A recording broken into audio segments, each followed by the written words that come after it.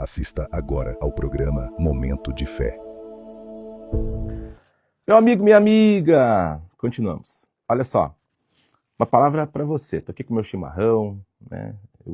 Tem alguns dias que eu trago um chimarrãozinho aqui no programa. E é sempre uma alegria. E eu sei que nesse momento tem gente tomando um chimarrão também e me acompanhando. Assim como tem aquelas pessoas que estão tomando aquele cafezinho, né? Aquele cafezinho pós-almoço. Você gosta? Eu gosto. Eu gosto de tomar um chimarrão antes do almoço. Hoje, como eu ainda não almocei, meu chimarrãozinho tá aqui comigo, ó. E deixa eu, antes da palavra, já mandar um abraço aqui para alguns amigos que estão dando oi pra gente. Os meus amigos da célula Adoradores estão, olha aí que legal, na audiência aqui em casa. O Lucas e o Matheus também. Oh, que benção. Abraço, minha querida Silvana, meu querido Lucas e o Matheus. Um abraço para eles aí. E meu amigo Amândio Saraiva, lá no interior do município. Um abraço, meus amigos. Deus abençoe. Quem mais está com a gente hoje? Deixa eu pegar aqui o telefone. Minha amiga Marilise acaba de me informar que está na escuta do abençoado programa. E hoje, olha só, na companhia da Gabi, da Dan, do Roberto e do Arthurzinho. Ô, meu amigo Arthur, tudo bem, Arthurzinho? Ô, meu queridão, Arthurzinho, vi uma foto dele ontem, gente, que coisa linda. O pessoal da família, não sei se foi a avó, ou foi uma das tias, ou a mãe, ou o pai, alguém deu um clique, uma foto nele na hora que estava orando na igreja. Gente, que foto linda. Creio que é uma foto que os pais vão guardar para sempre, né? Ele daqui a pouco vai estar um moço, né? A vida vai avançando, ele vai estar grande, e um dia ele vai perguntar para o pai, para a mãe, para a avó, para o vô, para a tia, por que eu sou tão abençoado? Por que minha vida é tão vitoriosa? Por que Deus é tão bom para mim? Aí vão mostrar a foto aqui, essa aqui é você, pequeno, na casa de Deus, não sabia nada do mundo e da vida, mas já sabia a essência de tudo aí, ó. E isso tudo, gente, entenda bem, a criança tem uma palavra no livro de Provérbios 22:6, ensina a criança o caminho que ela deve andar. Tem que ensinar. Se não ensinar, ele não vai aprender sozinho. Vai aprender o que é errado. Mas se você der uma base boa, é muito interessante. Aquelas crianças da nossa igreja que os pais criaram no caminho, ensinando, e em casa também dando exemplo, gente, eles vão para a vida adolescente, adulta, blindados. É lindo. Eles entram nesse mundo cheio de ciladas, eles saem completamente assim, ilesos, sabe? Eles são muito abençoados. Princípio no coração é espetacular. O pai ou a mãe que tem um filho pequeno na igreja já, crescer na igreja é um privilégio. Às vezes, os pais, eles deixam a criança para lá, né? Não levam na igreja. Aí quando ele chega a uma certa idade, o pai quer levar, porque ele começa a ficar muito agitado, começa a não obedecer, e o pai e a mãe não sabem o que fazer, vão levar na igreja. Aí a criança não quer ir na igreja, porque para ele é um ambiente que ele não interessa, ele não é acostumado, ele não foi ensinado aquilo ali. Agora, aquele que é criado no caminho, gente, aí é lindo de ver, é realmente lindo, viu? É uma bênção mesmo. E é o caso do nosso querido Arthur aí. Só tá faltando o Danilo ali no, em casa. O Danilo deve estar lá na lavoura essa hora. E se eu bem conheço, se ele tá na máquina lá, ele tá com o rádio ligado na cultura, né? Mas ele me manda um vídeo, ô, coisa boa. Abraço, família querida. Deus abençoe vocês. Meu amigo, tem um amigo meu aqui, um amigão, eu vi entrar uma mensagem lá, mas eu não pude ler direito. Meu amigo Moacir, eu sabia que eu tinha visto uma mensagem do meu amigo Moacir aí, ó. Seja um programa abençoado, como sempre. Ô, meu amigo Moacir, amém, meu irmão. Abraço aí, né? Meu amigo Moacir. Homem da estrada, né? Estrada, sempre na correria, sempre trabalhando, sempre sonhador. Abraço pra família aí, pra Cris, pra filhota Helena, que é também uma criança extraordinária, um doce de criança, amorosa com o pai dela, com a mãe dela, que dá gosto de ver, né? Esse dia ele me mandou uma mensagem lá na internet, coisa linda, fiquei emocionado. Abraço para eles.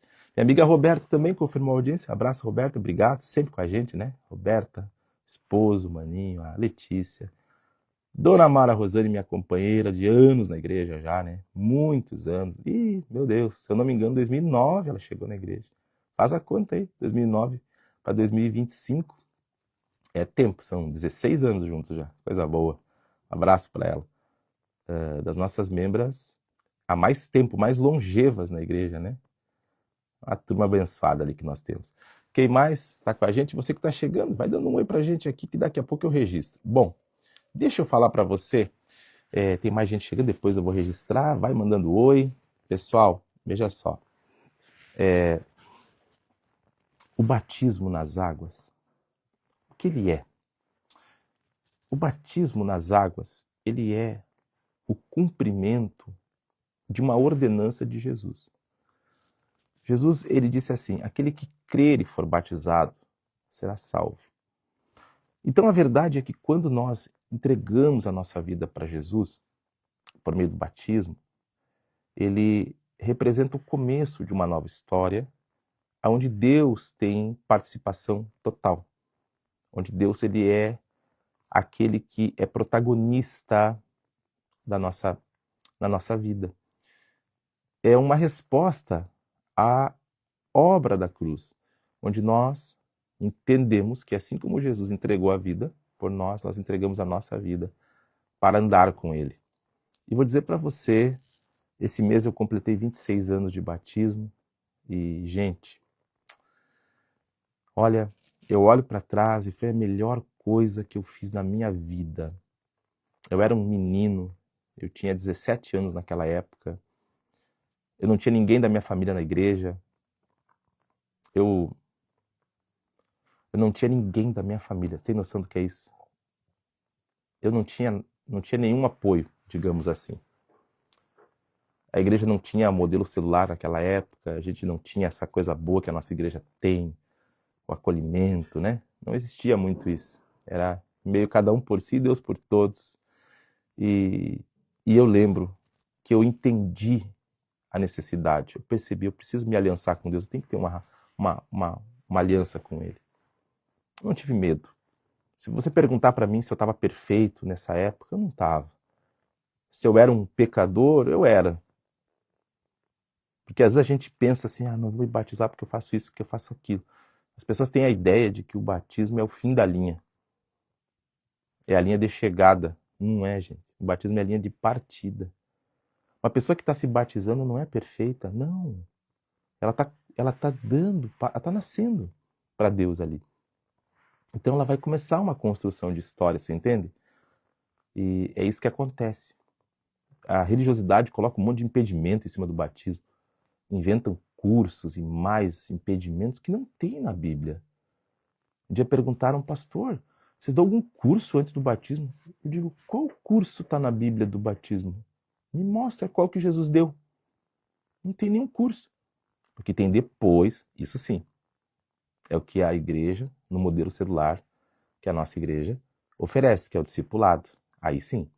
Aí você começa a mostrar para a pessoa, para ela entender aquilo que ela vai querer entender, é claro.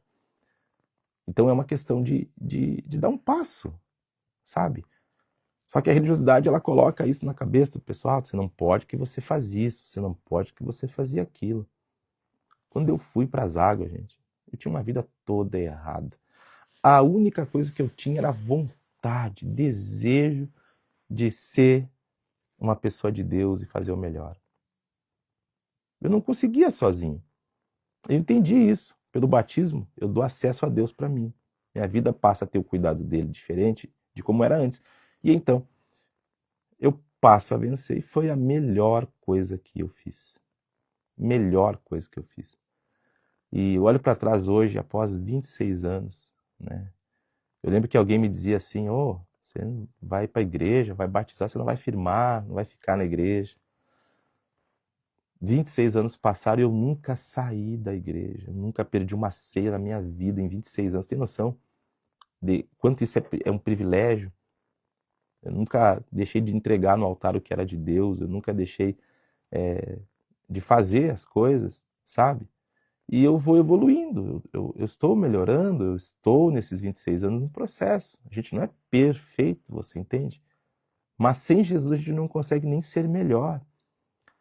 Então a gente entendeu muito bem isso. E hoje eu olho para trás, devo tudo a Deus, tudo a Jesus. Amigos da minha época, eu cresci num lugar muito difícil, muito perigoso. Eu aprendi muito cedo, eu tive uma vida muito precoce de conhecer coisas erradas. Quando eu tinha 12 anos, eu já sabia reconhecer, por exemplo, o que era cocaína, o cheiro da maconha, essas coisas. E pela misericórdia de Deus, eu nunca fui um viciado. Se tivesse sido, seria mais um testemunho, como tantos da nossa igreja que hoje são ex-viciados. E ali, hoje eu olho e vejo que de todos os meus amigos da minha época, muitos deles já não existem mais. Muitos deles partiram cedo, perderam a vida cedo. Outros, ainda hoje, têm uma vida cheia de sofrimento, e alguns, como eu, conseguiram furar a bolha e ter uma vida vitoriosa com Jesus. Que coisa boa. Então, se eu pudesse te encorajar, é a melhor decisão, gente. Pastor, eu tenho um tempo certo de estar na igreja? Olha, não tem. Se você pegar a Bíblia, você vai ver que quando Pedro pregou, as pessoas aceitaram Jesus naquela hora, entregaram o coração e já foram batizadas naquele momento. Não se perdeu tempo. Depois ele pregou de novo, 5.000 aceitaram e foram tudo batizados ali. Na hora. Filipe pregou para um etíope, dentro de uma carruagem, e ele disse, o que impede de me batizar? Ele disse, é lícito se tu crês? Tem água ali, vamos ali então. Batizou ali, de um lugar com água, Paulo batizou, que coisa linda. Estudiosos dizem que foi aonde na época começou o evangelho, na Etiópia, olha só. Então, domingo, 10 da manhã, a gente sai junto. Qualquer dúvida, chama no direct da igreja, ou no meu, ou no WhatsApp, se você tem, que nós tiramos todas as dúvidas. E antes da oração, eu tenho uma breve palavra para você, porque na sexta-feira, nós estamos falando da Arca da Aliança, mas eu estou numa série na sexta-feira de manhã chamada Forças Contrárias, como lidar com elas. Por que eu estou falando de força contrária para você? Porque muita gente enfrenta isso e não sabe como lidar. Se eu puder dizer para você a verdade, eu vou dizer que todos nós enfrentamos forças contrárias, o tempo todo. Só que alguns de nós já entenderam aquilo e sabem lidar, outros ainda não. Quando você não sabe lidar com força contrária, você vira passageiro na situação. Você não consegue fazer nada. Aquilo ali vai te guiando. E muitas vezes te guiando para uma vida ou de fracasso, frustração, ou de estagnação, que é tão ruim quanto. Uma vida que nada avança, nada acontece, as coisas não dão certo. Quanta gente passa por isso. E a pessoa não entende que aquilo ali é uma força contrária. Às vezes, ela vai entender depois de muitos anos de sofrimento. Alguns, até depois de uma vida, gente, de sofrimento. Não raramente eu atendo pessoas que estão, por exemplo, no terceiro relacionamento, terceiro casamento, e a recém estão entendendo o que atrapalhava tanto os outros relacionamentos. Por que eles acabaram? Quando a pessoa teve um problema, ela provocou, tudo bem, compreensível. Mas em muitos casos, é uma coisa completamente sem nexo. Quem olha diz assim, nossa, se davam tão bem. Meu Deus, sério? Que aconteceu isso?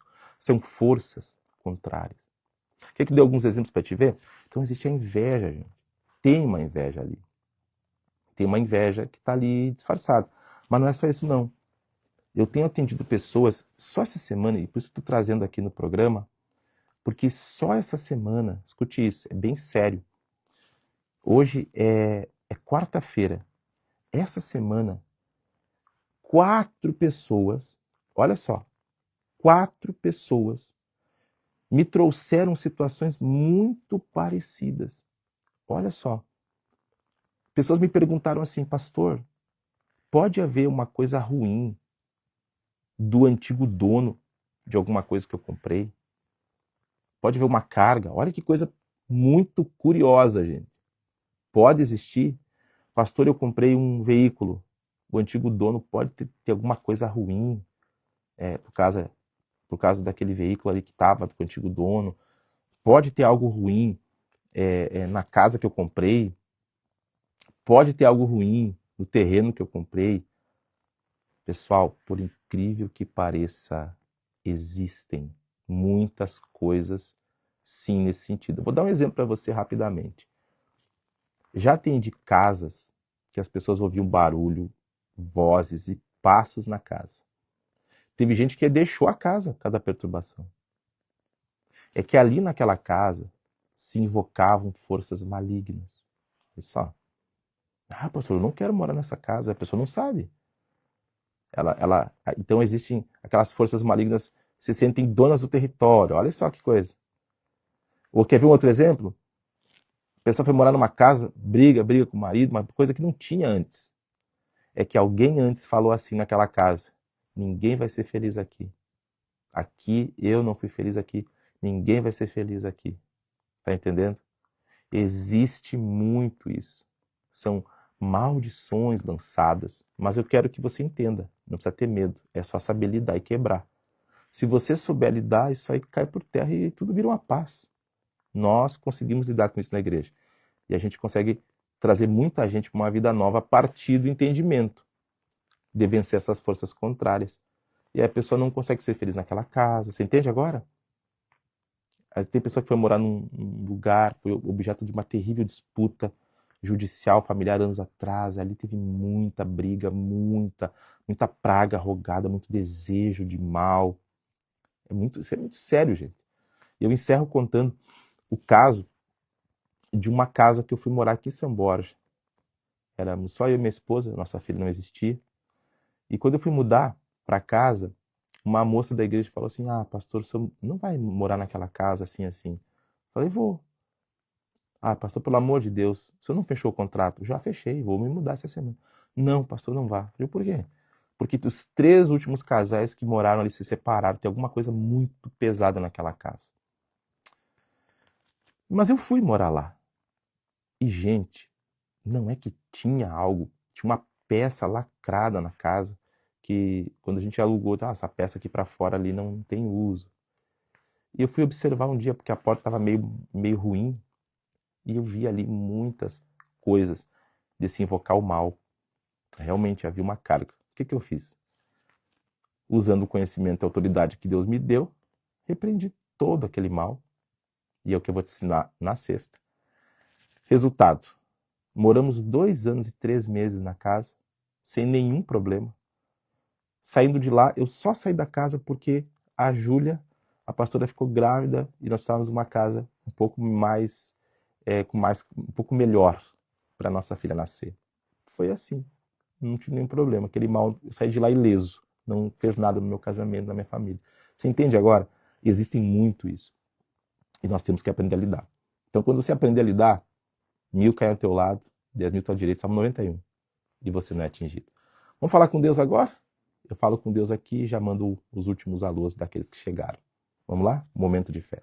Meu Deus e meu Pai, eu oro por tanta gente que sente a força contrária, sente o ataque. Tudo que vai fazer, tudo que compra, tudo que adquire sempre é problema daqui e de lá. Tudo que essa pessoa vai fazer, meu Pai, cada passo que ela dá, ela sente uma horrível força contrária que lhe faz, às vezes, até desistir. Eu oro hoje e peço uma resposta, uma saída. Haja cura, milagre e bênçãos sobre todos que nos ouvem, independente da religião.